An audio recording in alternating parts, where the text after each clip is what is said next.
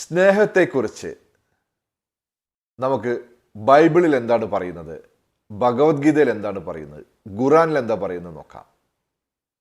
ബൈബിളിൽ പറയുന്നു, നിന്നെപ്പോലെ നിന്റെ അയൽക്കാരനെയും സ്നേഹിക്കുക, നിന്റെ ശരീരത്തെ പോലെ നിന്റെ ഭാര്യയെ സ്നേഹിക്കുക, കർത്താവിനെ പോലെ ഭർത്താവിനെ സ്നേഹിക്കുക.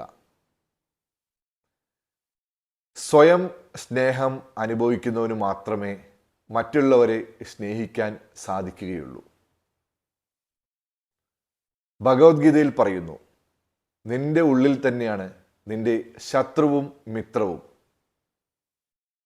ഖുറാൻ നമ്മളെ ഓർമ്മപ്പെടുത്തുന്നു, സ്വയം പരിപാലനം ഒരു ഉത്തരവാദിത്വമാണ്. നമുക്ക് ആദ്യം സ്നേഹിക്കേണ്ടത് അവനവനെ തന്നെയാണ്. എന്നിട്ട് ആ സ്നേഹം നമുക്ക് പുറത്തേക്ക് സ്പ്രെഡ് ചെയ്യാം.